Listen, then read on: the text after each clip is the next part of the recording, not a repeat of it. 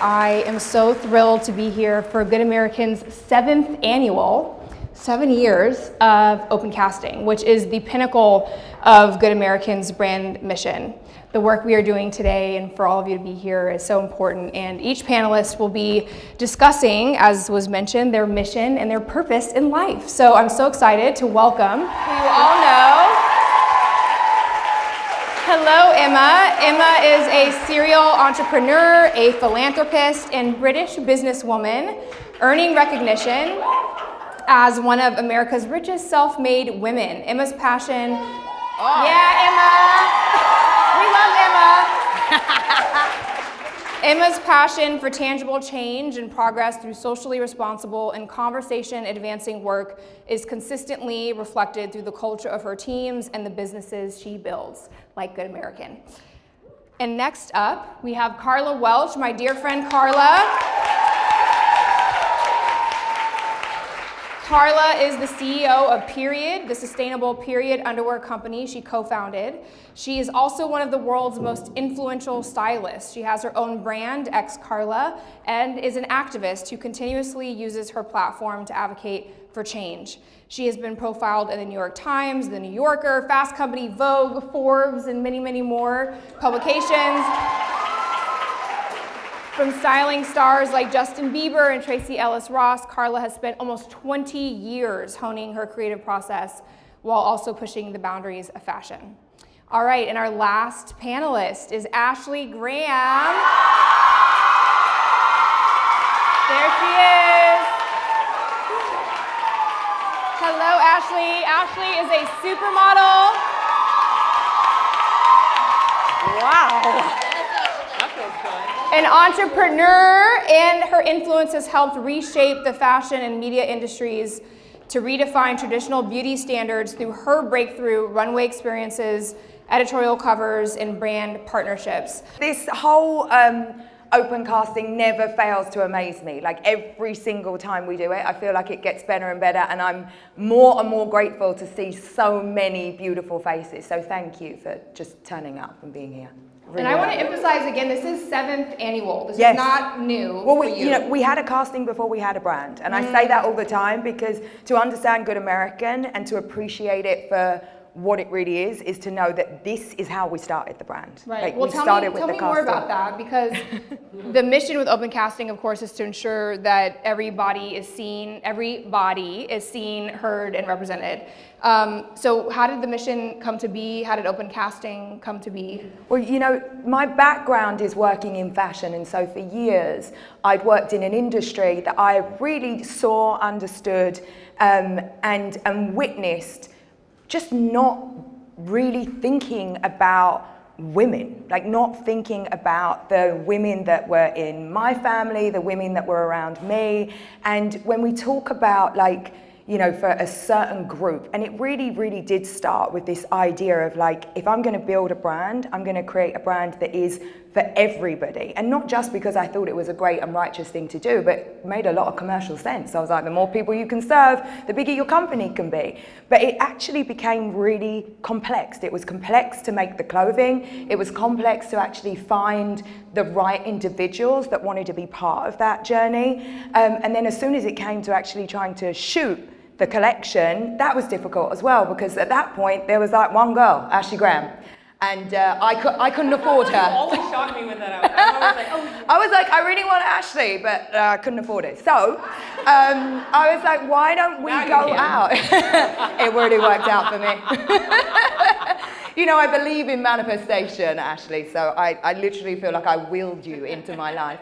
But you know, the honest truth was, and I still think to today, Good American was and is about every single one of you. And the whole premise of the brand was about doing things in a way that would be true to the community that it serves. And you know, what shocked me when we started the company is the feedback that I got. And it was very different wherever we went. Some people spoke to me about size. Some people said, oh, I've never seen a girl with that hair texture like me in a campaign. I've never seen a woman with a similar disability responsibility to me in a campaign. And I just thought, wow, it really strikes a chord with people. So I was like, do something that's important to a lot of people and create a brand where people can see themselves and the customers will come, right? I was like, you make a great product, you do something that feels truly representative and the customers will come. And lo and behold, they did. Yeah, and as you said, you started with the mission. I didn't realize that you started open casting before you really launched the brand. Oh yeah, it was like truly we had a manifesto and we had an open casting and we had a bunch of jeans and that was it. And we were like, you know, from these things we're really going to find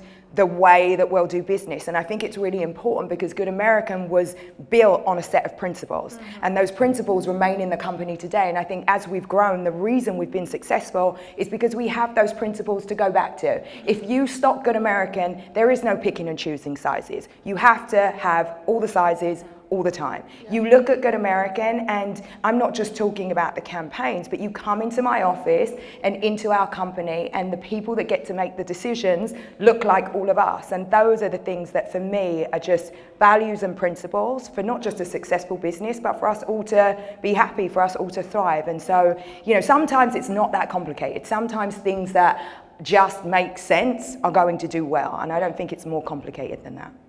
Well, this panel theme is Women on a Mission, and Ashley, you are a woman on a mission, and you are also mission-driven in all things that you do. Yes. Since the beginning of your career, and you've been in the industry for a long time now as well, you've been an advocate for body positivity and a leader in urging the industry to prioritize diverse representation. I want to ask you You haven't got this question before. Sorry. It's hard to take myself seriously. She's funny too. And yeah. I want to ask you a twofold question, which is, what is the significance of open casting to you today in all of your success as a model, now that Good American can afford you, and right, we're all successful now, and also, what would something like this have meant to you as a young Ashley just starting out in the industry? I was just talking backstage about how these are the moments that I wish I had when I was young. I didn't have anybody that I could call, I could connect with, I could DM. I mean, I got two girls right here that I talk to on TikTok, Javi and Ella. So you got, if you don't know, you know, they're right there. And this literally, like, it's a community. This is a part of your community and how you're gonna grow and build, you know, and ask each other questions. And if I would have had a GA, a good squad, I feel like I would have felt more complete walking on set. I would have understood my contracts a little bit better. I would have understood, like, there's a game to all of this, right? And I had no idea. My whole career was trial and error. And I think that what Good American has done as far as putting these model castings together and then actually putting the models, not just saying it, but putting them in the campaign and really utilizing their resources to amplify so many different types of beautiful, interesting, different types of people, game changer. And it's really sad that more of the industry isn't following suit. I mean, Emma just said, part of the reason she went into this industry is because there is so much money to be made. And I know I don't have to preach to y'all, but if there are any people listening on the live stream, there is so much money to be made. I don't know why you guys aren't pouring into us more. So I'm glad that you guys are here, and I'm really glad that you guys believe in yourself, because this is the place to do it. Because everything's community. And if your community is telling you what they need, listen. And I think, you know, in a male-dominated industry, which is always mind-boggling. It's mind-boggling. Mind-boggling. They historically weren't listening. And that's why the most successful brands today are not them. And once again, it's good business. Listen to your customers, right? Emma, I want to follow up on the question I asked Carla. You know, I mentioned these stats from Fashion Week, and obviously Fashion Week has a lot of cultural impact, I'd say, but it only represents a pretty small subset of the broader industry. How do you think about that in terms of the opportunity for a brand like Good American to make real impact on everyday consumers? Well, you know, it's so interesting because I think there's a lot of kind of like performative support there, right? There's a lot of brands that talk about catering to all women and all sizes, but don't really. You know, you walk in the store and they're like, well, you can get that size online. And so I think it's down to us as consumers, as tastemakers, as customers, to really, as you say, like, spend wisely. I am very lucky and fortunate that before I make a purchase, I really truly think about, like, where's that dollar going? Like, who am I supporting? Who am I empowering?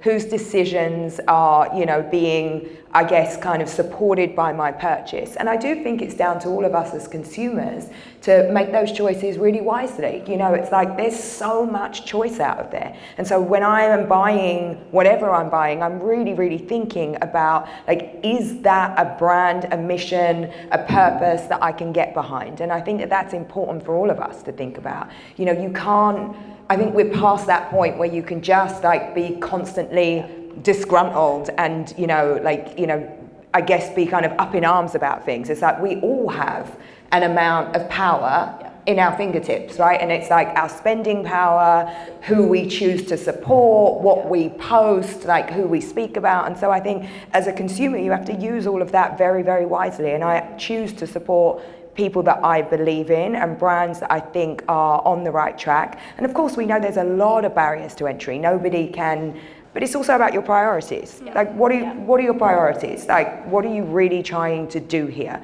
What type of business are you trying to have? Because Good American was once a startup too.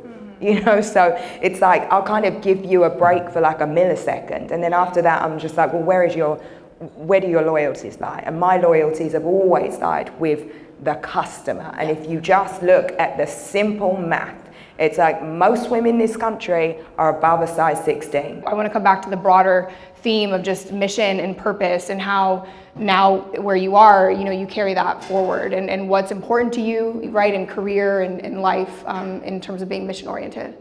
The biggest thing that's really important for me right now is just the representation. Knowing that there's designers that are going to take the leap of faith and represent all different shapes and sizes.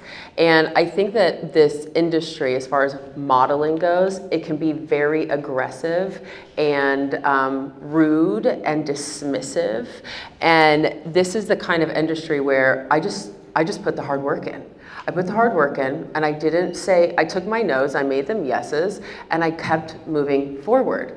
And I think that with a little bit of luck, with a lot of bit of work, and being in the right place at the right time with a lot of ambition, there's no way you can't succeed. No way. And even if in this room you don't go and you don't get on the cover of Vogue, or you don't go and you book whatever that big job was that you were hoping for, this avenue has taken you to a place where maybe you're the photographer, the art director, the creative director. Maybe you are taking notes and you're figuring out another avenue, because this is what this is. Like, this is about trying everything and figuring out to the point where you actually find purpose.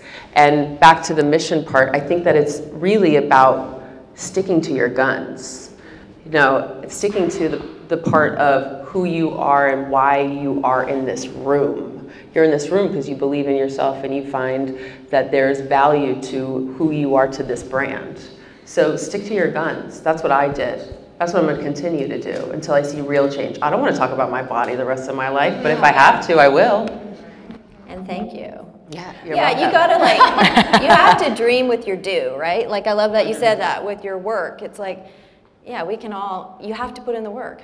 So there's that, which is like, I know a lot of people. Rihanna said it. Rihanna said work. And she also said, give me my money. Yeah. Exactly. She says a lot of good things. Yeah. Authenticity is such a buzzword and it's disgusting, but it's real. And that is what Good American is. I mean, it is, if you talk about authentic, that's what GA Squad is all about. Yeah, it's a good word when it's real. Yeah. Yeah. Amen. Amen.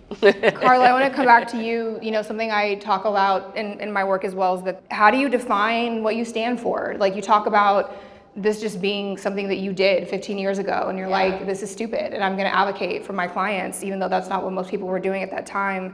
And as a follow-up to that, you know, how do you make it actionable, right? Again, how do we individual people, outside of just figuring our own shit out, right? Am I allowed to curse? I feel like, okay. Sorry, not that I'm trying. You sure fucking can. But just like each of us, you know, you don't have a blueprint, Ashley, right? You're just figuring it out as you go. But so how do you do that both as an individual, but also make it feel tangible and actionable and like stay in it? Because it is exhausting. It is a lot to take on. I'm a white woman, so I'm never gonna run out of, I'm gonna spend every drop of privilege I have until the day I literally die. Thank you. Yeah.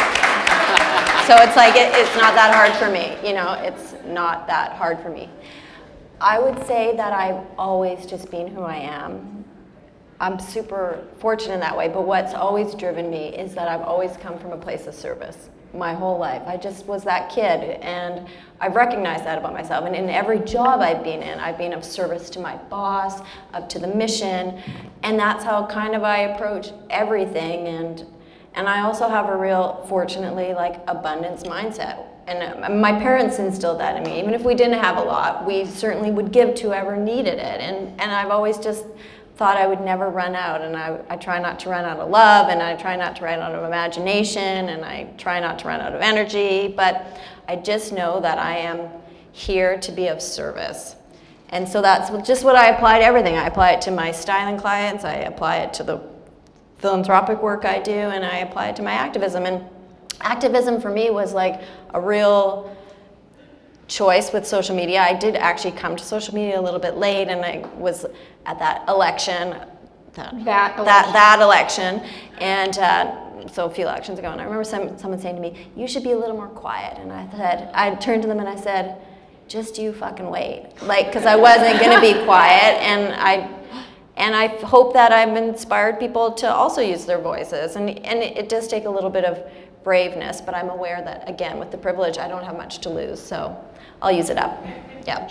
That's Thank awesome. you, Carla, for using your voice and so many other things that you do for many people. Emma, you're a mission-driven businesswoman. That's what, you know, this panel is all about. I want to ask you a similar question just about, you know, an abundance mindset and staying true to that mission while scaling. We talked about it's not just the right thing to do, it actually turns out to be good for business. So that might seem easy if you have that, you know, mindset. But I want to ask specifically about diversity and intersectionality, right? And I, once again, cannot stop reminding everyone, this is 7th annual. Good American is not new to this, right? They're true to this. I sound like such an old person. That was an embarrassing mom thing. But look, we're in a moment in an unprecedented, I keep feeling every year it's unprecedented, but we're literally like diversity is a bad word now that, you know, it's under attack, as I said at the beginning, all the way to the Supreme Court. And how do you ensure it's not just, you know, celebrated, but also protected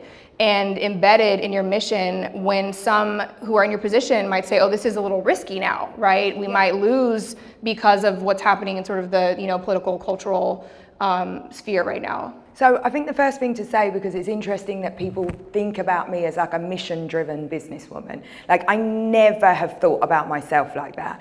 I have been very, very lucky that I have been able to create companies in, you know, my own kind of light and what I've seen in the industry. So actually what I've done is worked in an industry where things were one way and decided to change it when I could, like when the terms were right for myself.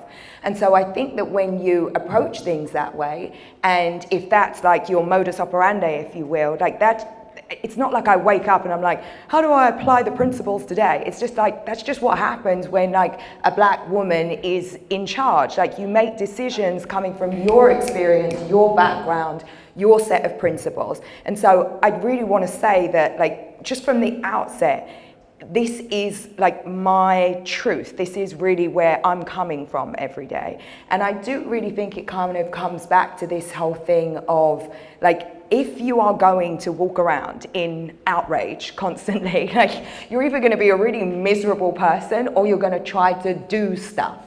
And for me, I've always tried to do stuff, like on whichever platform I could. You know, I remember speaking to like my first boss about the fact that I was the only person of color in the office. And she was just it just never occurred to her. Was she a racist person? No, I don't think she was. That's like, she employed from her network, and it just so happened that I slipped through, and I was like, I think that's problematic. Like, and you know, I just have always spoken up, and I feel like it's our responsibility to do that. And I think that when we look at where we are today and the idea that, you know, DE&I is under attack, it's like, it's no different from what it was, right? We had this moment in this country, this kind of like cultural awakening, and it became everybody's top priority. Not really, it's just that everybody said they had to start working on it. And as soon as the light goes away, everybody shrinks back into doing what they were doing before. So I think we have to kind of really recognize what's happening. What people were doing was performative, and they went back to doing what they were doing before, right? Nothing's changed. Like, that's what we just have to understand. Nothing's changed. So again, it's about who do you choose to support? Yep. Who do you put in place, in a place of power? Who gets to make the decisions? Who sits around the table? Because actually, it's down to us. It's not that complicated. It's so deep, though. You're a guide to the new world, because that's... Thank you. Well, you are, but That's a great compliment. But no, that's where we're at. We're at a real turning point in our culture, which in our society, where it's like, are you going to be the same bullshit? Or are there the people to follow and the people to lead who are imagining something so much bigger and better that makes money? Like, that's good to the environment. That hits all the fucking notes that really count. And those are the people who I'm looking for in my life and trying to be in my own life. It's like, there are guides who will birth the new world.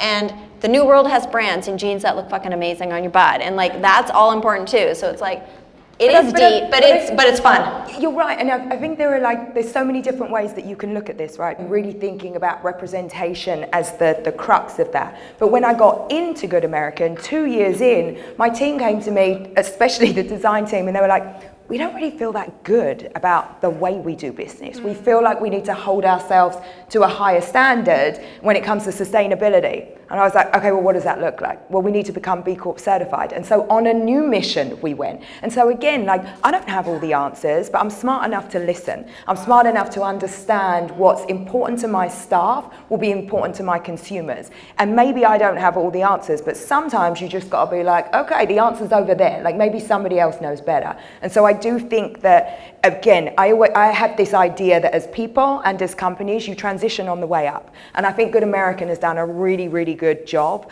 of coming into the business as one thing, standing for its principles, but also transitioning. As the business has got bigger, as our company's got bigger, as our staff has changed, I've listened to all those people, I've taken in what's happened, and I've consistently strived to make things better. And again, like, it really worked. And I feel like it's testament to everything that we do, that people would come along on a Saturday morning and listen to us chat. I do want to talk about, you know, I think I've also heard themes of just, you know, Ashley and kind of figuring it out, that it can also, I imagine, feel lonely when you're at the top trying, you know, as a leader, maybe not even at the top, right, but just like trying to do this in your own way, a creative way that's never been done before.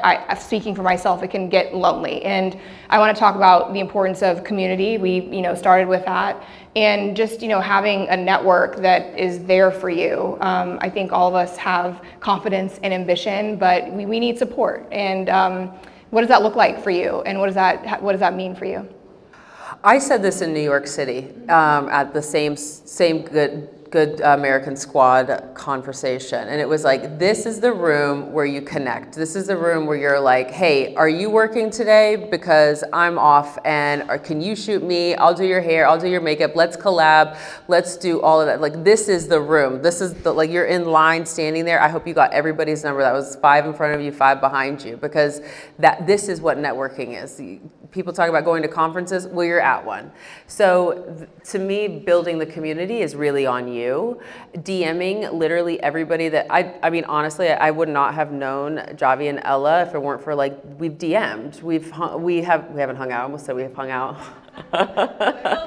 Later, right? You're like, yes.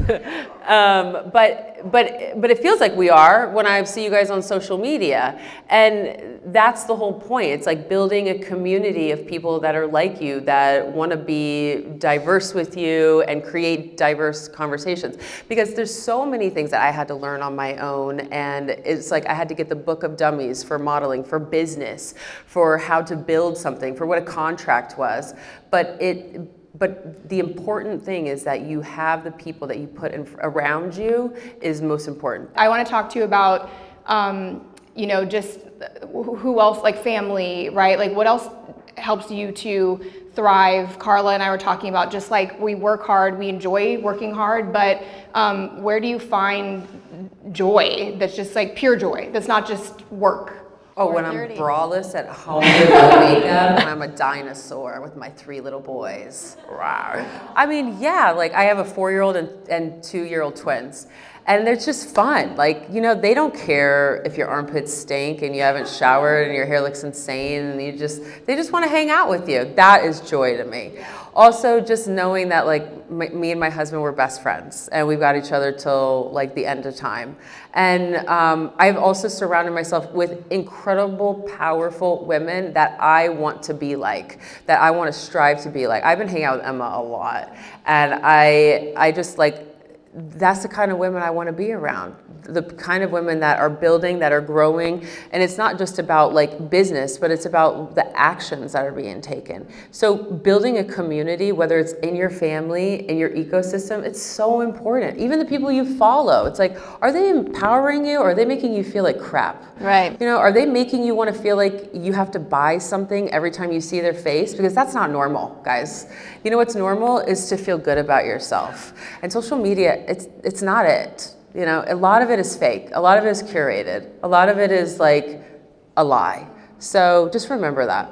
But I really think oh, go ahead. So no, I was just going to say, I think it's really important though to practice what we preach, because there's so much talk about, you know, female empowerment, and for all of that, I think that women often have a real scarcity mentality, meaning you know, if you get it, it means that I can't have it. And that's just like the opposite of the entire way my life has worked. I think that my biggest opportunities have come from women, the people that I've been able to help the most, and I'm like a born sharer. Like, you want to know, like, you know, my guy at JP Morgan, you want to know who I like raised finance for, I'm ready to share. You gave me your doctor's info and I was like, thank you. I'm like, you can have it all. I'm like, you're that friend, I'm that friend too. But on but on every single level. So I think that as women, if we're really going to talk about empowering each other and our community, it's like you have to walk the walk and talk the talk. That means sharing your stuff, letting people know like who's your agent, where you got this opportunity from, like passing it on and being open. And I promise you, when that becomes your default mode,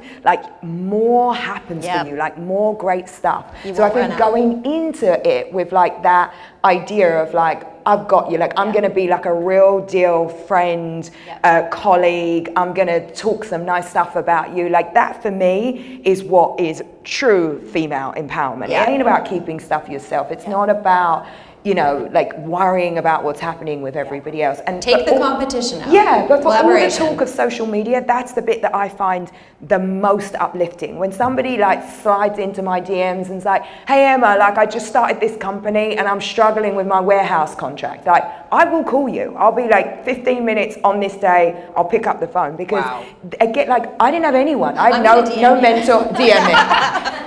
You can just ask me. But do you know what I mean? Like, because I believe that that comes back to me. Yeah, and it does. What my life has shown me over and over again, because I wasn't always in this position. I spent the first 15 years of my career as a consultant, schlepping around, selling whatever I could sell to whoever I could sell it to. Like all of those relationships, all of those people, like it comes back around. It's very cyclical. So I just encourage everyone to do that in every facet of their life, because the more open you are and the more like you are what you preach, like it's all coming back. It's all coming back to benefit you. And I think that simple thing of leading with kindness in everything will get you so far. It's always the really simple things that work. And that's how I feel like if you're running a business, if you're in a friendship, if like whatever transaction you're in, it's like the basic stuff becomes exactly that, really simple. And it's community, you know, it's hard there's like a loneliness epidemic out there, and that's why stuff like this is so important. It's like, make sure you reach out and create your community, and that works for business too, but don't, and I love what you said, like, you can't be afraid of it, you can't poo-poo it. It's like the people who poo-pooed reality television, well, aren't they like having problems right now? And so I'm with you. I think be excited about what's there and learn. You can't stop learning. Learning is great. I really want to emphasize something you said. I talk about this a lot, which is it's a real epidemic of loneliness. Yeah. Vivek Murthy, the U.S. Surgeon General, last year released an advisory that we are experiencing a crisis of loneliness. And I just want to, end not on that sad note, but really about community and thanking Good American for bringing us all here together, for all of you coming out this morning to be in community, and just what an incredible mission to be a part of. Thank you. So thank you, Emma and Ashley and Carla, for everything that you do.